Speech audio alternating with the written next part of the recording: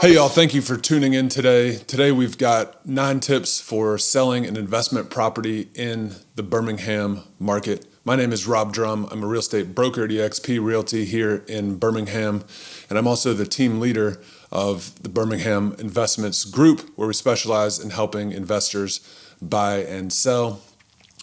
Last year we did over 120 transactions. Most of them were for investors. A lot of those investors are out of state. So we have some unique strategies that we use to get these homes sold.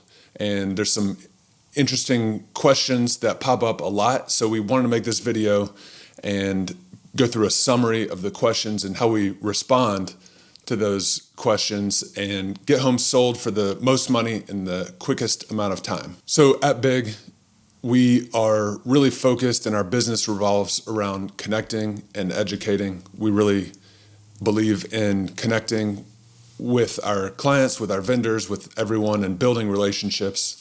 We think that's what this business is really all about, and it makes this business fun. And we also believe in educating, and that's what this video is really about, is hoping to share some of the things that we've learned through our transactions and through our experience to hopefully help you get your home sold in the least amount of time for the highest price. So when you think about selling a property, I think the first question is, who are your likely buyers? And in Birmingham, we see a lot of the same kind of similar buyers popping up on our listings repeatedly. So we'll just run through a quick list of what we see a lot in the characteristics of the buyers on our rental property listings. The first is out-of-state investors. Birmingham is a hugely popular market for cash flow and for investors from more expensive markets like California or Denver. We have a lot of out-of-state investors who are buying from those areas. The second is hedge funds. We have a handful of hedge funds that operate in our market, and they buy a significant amount of homes every month. And so they've bought a pretty good number of our listings in the last year. The third group is local investors, and they are usually looking for a property that they can fix up. A lot of times they're looking for more of a flip type of project. And then owner-occupants is another group that buys a good amount of our listings. A lot of our listings, of course, are single-family homes. And if they're vacant, a lot of times the best person for you to have buying your property is an owner-occupant. So there's times when we'll target those buyers. The next question is whether or not you should sell your property rented or wait until it goes vacant. And I think there's really a break point on this question. There's kind of a rule of thumb that if the property is priced less than $100,000, it probably makes sense to sell it as a rented investment property. If it's priced above $100,000, it may make sense to wait until the tenant moves out to renovate the property and then hopefully sell it to a homeowner. And this goes, the farther you go above $100,000, the more it would make sense to wait until the property goes vacant before selling it. If you're clearing the tenant, you will need to keep in mind that there's going to be repairs that need to be made before listing it on the market and getting it ready for that homeowner buyer who's going to make it their new home. And you also want to keep in mind that selling rented limits your potential buyers to only investors, because if you've got a tenant in there, homeowner and owner occupants are not able to really get in and see the property, and they aren't able to move in for a significant amount of time. It just doesn't work with their loans and with their needs. So you're limiting yourself a little bit, but again, there's a lot of demand for those rented investor properties below $100,000. Another question that we get a lot, and this pertains specifically to a property that's vacant, is whether or not you should renovate the property or should you sell it as is. And again, this is determined by the value of the property. So in lower priced homes, it's really not going to make sense to renovate the property and put it on the market, especially if you're out of state, because managing construction and the cost of construction are really going to be prohibitive for you to do a renovation in a lower priced area. In a higher priced area, it can definitely make sense for you to organize and pay for renovations to get the home ready for a homeowner and really maximize the value that you get, as opposed to selling to someone else who's probably going to renovate the home and get it ready for a new homeowner. So that's the way we approach that question. Once you've got a vacant property and you've decided that you do want to make repairs and prepare the property for sale, what repairs should you make? It's really very basic in what you need to get a property ready for market. You definitely want to remove any junk or debris that's in the home, and you want to get the home cleaned and sparkling and looking good. That's the best money that you can spend. If that's something that the home needs, you should definitely spend the money to get that done. Paint is the next best money that you can spend. A new coat of paint, if you've ever done it in your own home, just really gives a home new life and will make the pictures a lot better, and is definitely worth every dollar that you spend on paint. You'll see back, whether it's a lower priced home or a higher priced home. That'll definitely be worth it. New flooring sometimes is worth it, sometimes is not. It just depends on the condition of the current flooring. And then obvious eyesores you would want to repair. Anything like a exposed wiring or things that would make a homeowner kind of say, that doesn't look right, that looks like it could be a problem. Anything that would turn someone off when they're walking through a home. Everything past that is probably overdoing it. We do advise in certain cases where it would make sense to do more than that. But in general, these are the kind of core renovations and repairs that we would recommend doing to get a home ready for sale after it's been a rental property. How to avoid large repair addendums. So once you've got a property listed and you've got an offer and it goes under contract, that buyer is going to have an inspection done. And on that inspection, they're going to find some things and they're going to ask possibly for repairs, possibly for credits.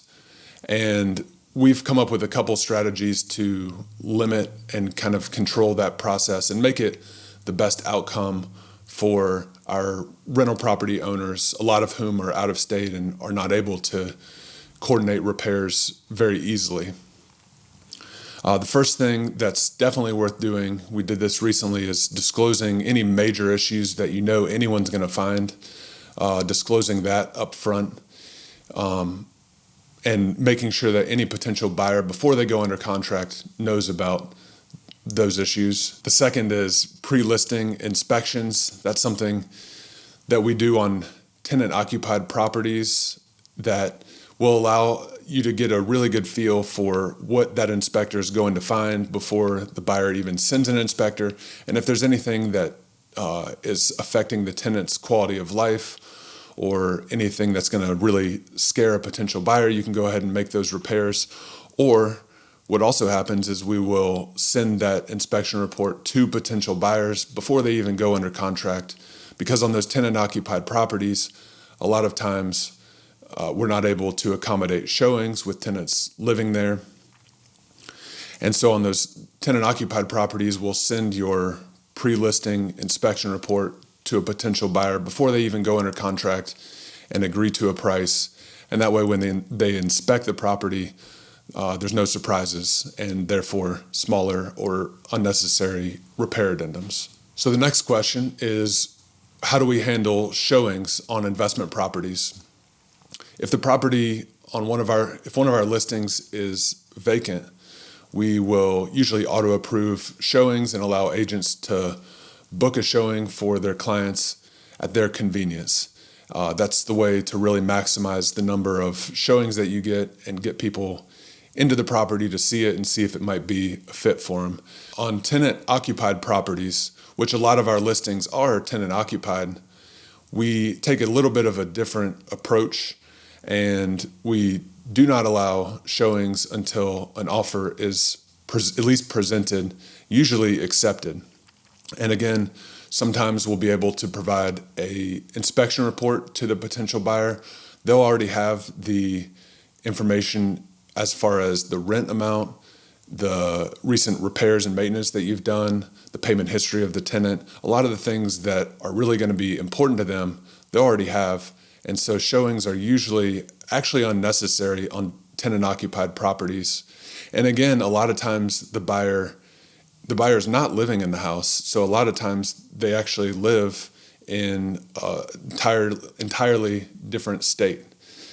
So that's the way that we found to get the most serious buyers for our investment property listings.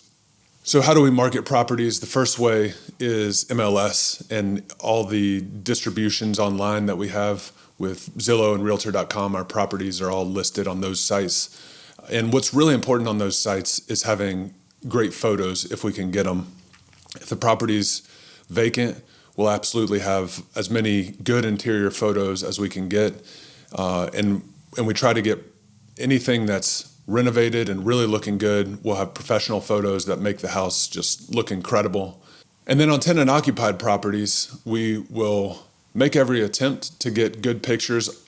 Majority of the time, tenants are in there living in the home. They're not necessarily willing to prepare the home for good pictures.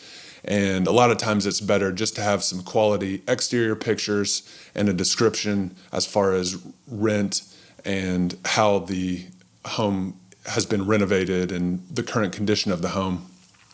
Sometimes we can get previous rental listing pictures from a property manager, so we will use those sometimes, but in general, that's how we approach the picture marketing of properties. So how do we actively sell our investment property listings? One thing that we do that is pretty unique here in the Birmingham market is we have a dedicated buyer's agent who works only with investors here in the Birmingham market, buying investment properties day in and day out. He knows exactly what they're looking for and oftentimes is able to connect them with our listings very early on in the listing process, possibly even before the properties get listed. So that's something that is a great advantage. He knows exactly who might be a buyer for your property. Sometimes before we even get the rental information from you, we'll have an idea of who may be a buyer. Another thing that we do is actively gathering all the CapEx information, the lease information, maintenance information, and payment history to get all that together and have it ready to go to any potentially interested buyers or their agents. And so when we get an inquiry, are able to provide all the important information to that potential buyer quickly and let them make a decision on if it might be a property that fits their needs. So how to negotiate inspection addendums. Again, the potential buyer will, in all likelihood, have an inspection done, and they will request something after that inspection. And how do you negotiate that is what we're going to talk about now. So I would say that usually if there are small items that are being requested, you can have your property manager send someone to make those repairs. That's usually well within their scope of work. Something that they are doing all day, every day, is sending out contractors to make small repairs. If it's a larger item that they're taking issue with after inspection, something like a roof or a new HVAC unit, usually the best way to approach that is to offer a credit of some kind, either a partial credit for the amount of, say, a roof, or a full credit, depending on how you want to approach it and what they're asking for. So that's usually the best way to handle the actual negotiating of inspection addendums and moving past that into appraisal, getting all your title paperwork done, and moving into closing. So in closing, there are always issues that pop up, but again, with the number of closings that we've done, we've pretty much seen everything there is to see and know how to handle it and talk you through anything that could happen. You do always want to check your HUD, or your ALTA statement, that shows the breakdown of everything that you're paying for and being paid for in the closing and your net number that you'll be walking away with. And so after you have reviewed that, made sure everything looks good, you tell the closing attorney how to distribute your funds, either through a wire or a cashier's check. Again, our closing attorneys that we work with are very familiar with mail-away closings, so there's no reason for you to come into an actual closing. We can send you the paperwork and a notary, get your home sold, and have your funds delivered, and you walk away from closing happy. So this is a relationship business. That's what we believe in, and that's the way we approach it. If you are interested in talking to us and having a conversation about selling a property here in Birmingham, we'd love to hear from you, and we'd love to answer these questions in a more specific format if you have any of those that pertain to your property you're considering selling. So that's all we have for today. Thank you for watching. We'd love it if you would like and subscribe to this channel. Really would mean a lot to us, and y'all have a great rest of your day.